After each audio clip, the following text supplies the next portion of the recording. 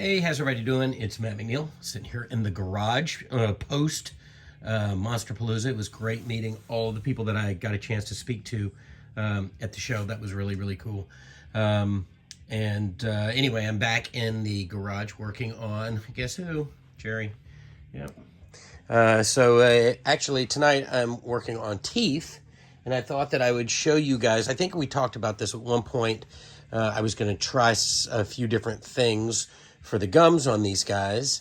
In the past, I had been taking a little bit of flocking, which is this red, powdery, fibrous material. You see, it's like little fibers, little strings, basically, right? And I was mixing it in 5-minute epoxy and brushing that on, and that was awesome. The only downside to anything with 5-minute epoxy is, well, it sets in 5 minutes. So I started trying to figure out maybe a different way to approach that, and it occurred to me that 3D printer resin, there's 3D printer there, there's a bottle of resin right there, sets with UV light. So then I went on the internet and found this kind of thing, which is basically like UV resin, clear, but for like making jewelry and such. And I thought, well, maybe if I were to take a little bit of that flocking and mix it in with the UV resin, I could work with it as long as I wanted until it's ready to set. And it works, which is great. And so what I've done is I have taken some UV resin, I put some flocking in there, and a little bit of this kind of thing, which is a epoxy dye. It's epoxy paint pigment is what they call it, made by Nick Pro. I have no dog in that hunt other than the fact that's the brand that I use. I got it on Amazon, and it's really cheap. I use it for all kinds of stuff to tint 3D printer resin and that kind of stuff. So they're very pigmented drops, almost like an FW ink, but maybe specifically engineered for resin, or maybe it's the same thing as the inks. I don't know. But it's cheap enough that there's no reason to doubt that this is the product to use. So anyway, I mixed a couple of drops of white, a couple of drops of red, and one little drop of yellow in this, in order to paint these gums. And I figured what I would do is I would show you a set of teeth independent of Jerry. So that's what you get with the flocking and a little bit of pigment mixed in for the gums. Now these teeth have a little bit of a yellow wash on them. Yeah, and you can paint this stuff in layers, and what's cool about it is you can do like a thin layer, and then I come back with this, which is a UV flashlight, and go over it just enough. You don't have to get it so that it sets. And this flashlight really isn't great, to be honest with you, but it's enough to get the first layers of, or the layer of UV to set. And then you can paint more layers. And then if you wanted to make certain areas darker than others, then you could do that too. The one thing that I will tell you, though, is because of the flocking, it does clump a little bit. And that's sort of the best and worst thing about it. Because what it does is it gives you the opportunity to let sort of, not nature, but fate determine a little bit of the patterning on those gums. Which is great, because if you look at somebody's gums, they're not pink. You know, there's all kinds of different sort of variations and stuff in there. So I figured what I would do is I would take a set of teeth. These are lower teeth right here, already washed with yellow, so that I could get a little extra detail, a little pop between those teeth so they stand out. And then come back with a couple of brushes. Now, I've been using this wider brush and a really close sort of thinner detail brush. I can't really decide just yet which one's my favorite and what's the best way to actually paint these guys. So let's see. Let me move my camera a little bit so that you guys can see what I'm up to. If I do it here. Okay, I can do it here. right? Does that work?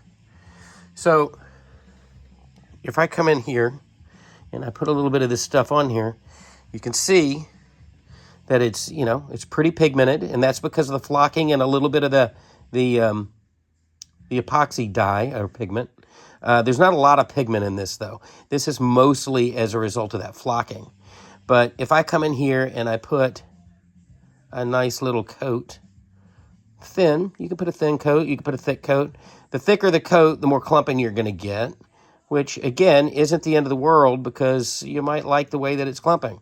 Going around these edges is a little bit tricky because what happens, I just bumped it, what ends up happening is it wants to build up a little bit. So you kind of have to dot this stuff around a little bit just to get it. Let's see if I can turn this. Yeah, there we go. Just to get it so that, I can't remember what I was saying now about clumping. You have to dot it around a little bit so that you can break it up and get rid of any kind of lines. Because the one thing that you don't want is it to be streaky. You don't want it to be to feel predictable. You don't want it to feel brushed. You want to have that sort of randomness of nature working in your benefit. And so what I like to do is come in here and just get a thin coat of this stuff on here. I probably should be wearing gloves. I get it. I know. Don't call anybody on me.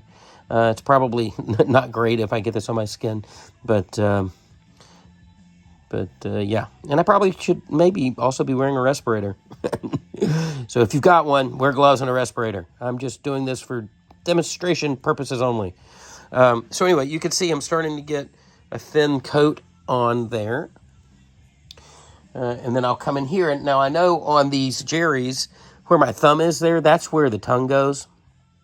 There's kind of no reason to overpaint that area because what I'm going to end up doing anyway is gluing one of these latex rubber tongues down there. And what I don't want is to, give another surface in between the tongue and the teeth because that's just one more area where it could pull up and it wouldn't stick, right? So if it's just directly glued to the resin teeth, I think that's probably a little better plan than putting a buffer of some other material in there that may or may not bite into the super glue and the tongue itself. So, yeah.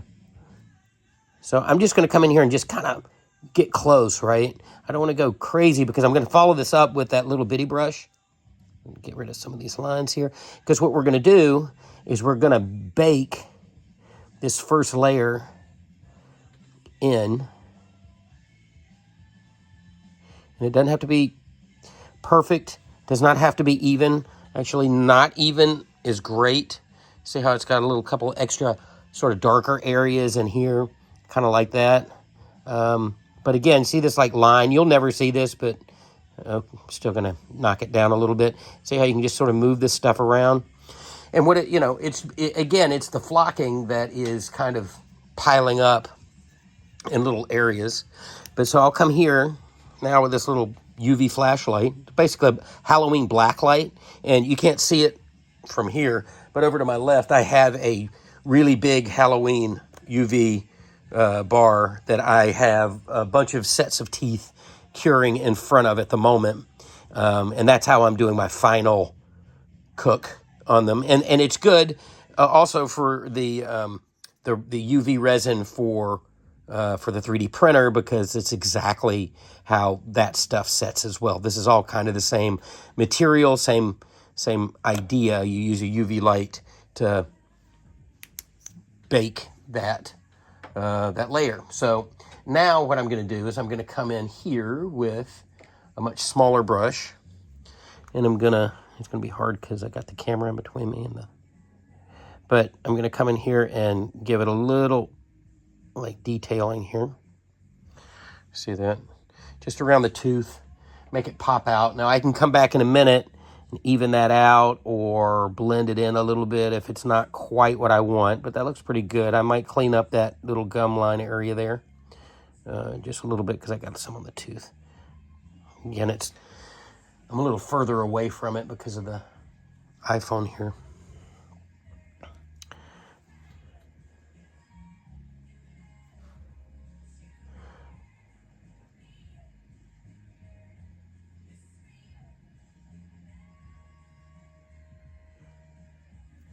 You can see that sort of brings out a little bit of gross detail there. Gives you a little contrast between that gum tissue and the tooth itself.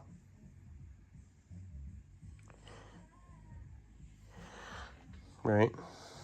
Now, the other thing I am going to do, though, is I'm going to put another layer of resin on the gums themselves. So while this looks a little bit like maybe a little goofy because it's just like a band of red, what I'm kind of doing here is it's like when you paint a house, you know, you cut in, and what that means is you take your sort of detail brush and you get close to the area that you don't want to get paint all over, you know, like against the ceiling or crown molding or something. And so basically what I'm doing is cutting in with this brush so that I can get a nice line at the gums.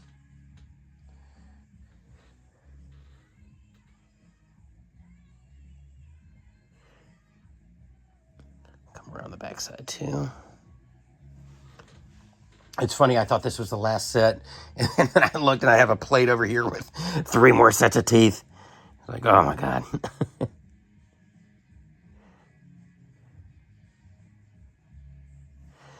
And again, right now, I'm just kind of outlining. Can you see that? No, you guys can't see it, sorry.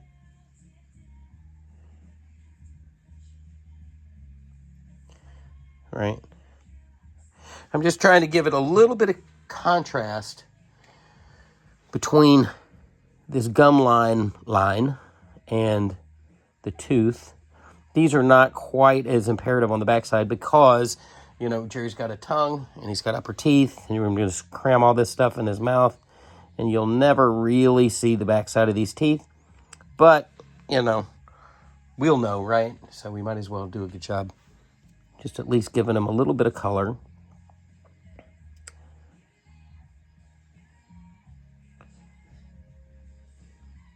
I'm sitting here thinking, because my face is so close to the phone, is like, I watched a video today, a guy showing off a car, and he was walking around with his phone, and he sounded like Darth Vader.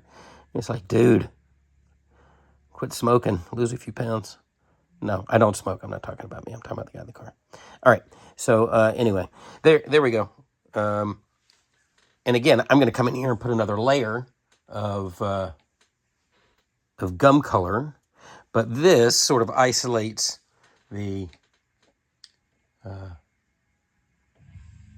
that delineation between the gum line and here. Crap. Let's see if I can turn this down a little bit more.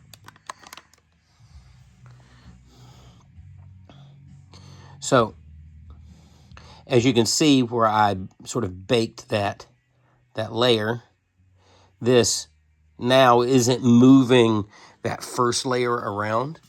We're just building up, which is great because what happens is this flocking is suspended in the resin, right? And it just gives you, it's a depth that you won't really know why you like it, but you'll look at it and know that that's not just painted, right? There's a depth, I guess that's the word I'm looking for. It's like there's layers to it, and there are.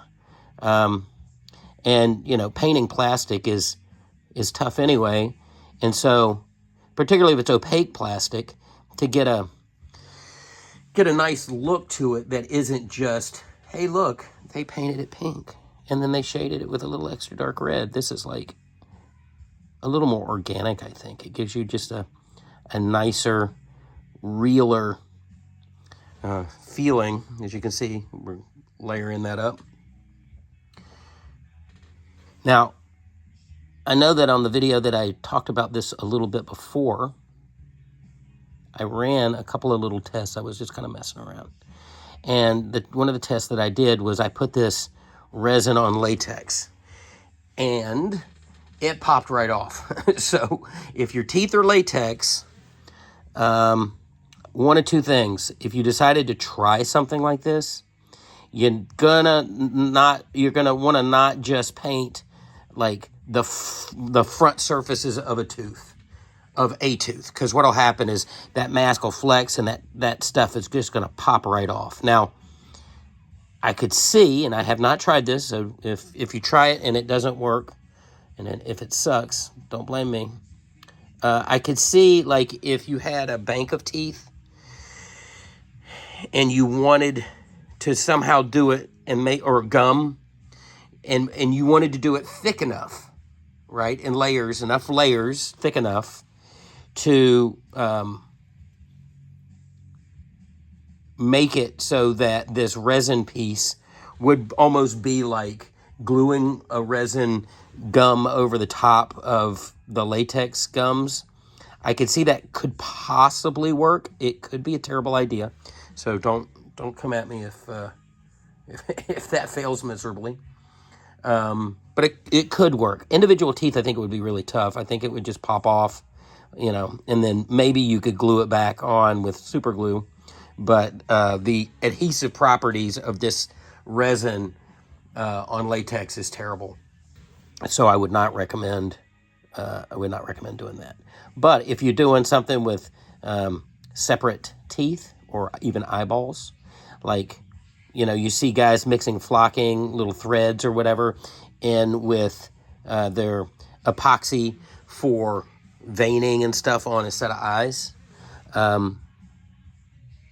The beauty of this stuff is that I could set this on the desk and come back tomorrow, and it would be just as wet today or tomorrow as it is today. So that's pretty doggone cool. I can continue to kind of work this stuff, move it around, and it will stay fluid until I stick it under a black light. Now, I'm going to tell you the overhead light I'm using here is really making these, and maybe the camera too, really making these gums like appear way too sort of more red in camera than they are in person. But even then, I could come back and knock these down a little bit with an airbrush if I wanted to. And you would still be able to see, as long as you kept your paint transparent enough, you would still be able to see the variations that we have going on in the gum material. Hopefully you can see that. So I'm going to bring this light over here. But you see those little threads in there, which is really cool. And in my opinion, cooler than simply doing a paint up on a set of gums. So there you go. So what I'm going to do now, I don't think I can turn this camera around far enough. No, it won't. I'm going to go set these in front of my Halloween lamp and let those things cure. And when they are done, they're going to look like this, which is great, right? I don't know. I like it. I think it looks really cool. Gives you some breakup there, that you can't get with an airbrush or anything. Now, the other thing that I'll do, though, is when these teeth are done and I've sealed this mask and punched hair and all of that stuff, I always do and I have the eyeballs in. I come back and do an epoxy pass. So I'll epoxy the eyes in here. And then I'll thin it with alcohol, but then I'll put a really thin coating of epoxy on the teeth and gums here. Maybe a little slobber on this side, because if you look at the movie, he's got a little drool on this side. So yeah, there's that. So what it'll do is it'll further kind of bring these things out and help out the overall look. But there you go. Pretty happy with this look. And it's really simple. It's just a yellow wash on the teeth, or yellow, like a dark, like kind of brownish yellow. And just put it on there, wipe it off, and this is what you end up with. And then this sort of flocking trick with the UV resin, and it's YIEHO. I got it on Amazon. It was pretty cheap. It came with two bottles just like this. And you know, I've barely even gotten into this first bottle. So there it is. Cherry teeth. Hope everybody's having a good night, and I'll talk to you soon.